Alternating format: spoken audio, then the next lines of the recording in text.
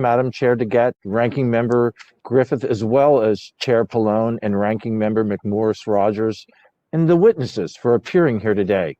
Truly, it's an honor to be serving on Energy and Commerce Committee in the 117th, and I look forward to continuing the strong bipartisan tradition of energy and commerce. The COVID-19 outbreak and the global spread has created public health challenges unlike anything we've ever seen in our lifetime. And as a physician, unlike anything I had ever seen.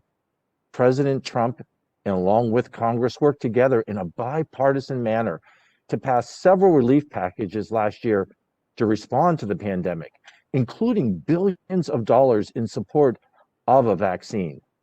This includes nearly $30 billion that was passed at the very end of last year in the Consolidated Appropriations Act. Last year, the partnership of Operation Warp Speed, started by President Trump, produced multiple safe and effective vaccines in record time, and millions of doses were shipped across our country. These vaccines are the silver bullet out of this pandemic, and we must act now to ensure their quick distribution. This is why it is so disturbing to me that in my home state of Pennsylvania, we remain behind the national average for doses administered, in a lowly 37th in doses administered as a percentage of population. Furthermore, I hear from my constituents every day who are eligible to receive the vaccine, but they simply cannot find a dose. Dr. Marsh, thank you for appearing today.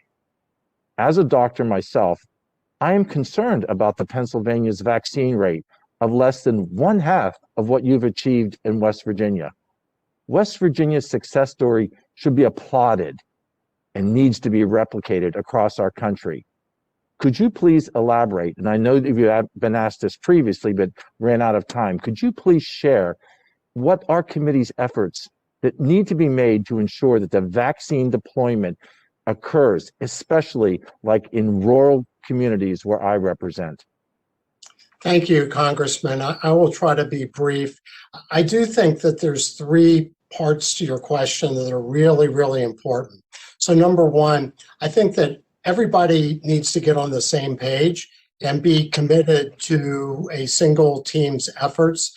Just really briefly, CDC's data from August says that in comparison to 18 to 29-year-olds who get COVID, that if you're 50 to 65, your risk of death is 30 times higher, risk of hospitalization 4 times higher. If you're 65 to 75, risk of death 90 times higher, risk of hospitalization 5 times higher. 75 to 85, risk of death 220 times higher, risk of hospitalization 8 times higher. Over 85, your risk of death is 630 times higher, risk of hospitalization 13 times higher. Once you understand what your purpose is, once everybody throws together on the team and sacrifices to make sure you can push doses to the most vulnerable parts of your population, which saves lives, reduces hospitalizations, then things start to work well. So I think open communication, everybody on the same page, clear where we're going. And then I think that having the logistics expertise is so important. We've turned to our National Guard because they're our experts, but I think federally starting to think about supply chain and logistics will be very important. Dr. Marsh, continuing on that all hands on deck attitude that you brought forth in West Virginia, are there additional Good Samaritan safeguards for qualified volunteers that could help augment the administration of the vaccine? Absolutely. We're vaccinating our students as well, who are becoming part of our vaccination team. We've called it Vaccinate the Vaccinators because we want to continue to expand our infrastructure. So when additional vaccine comes available, we'll be able to turn that very quickly and expand our capacity to vaccinate more West Virginians.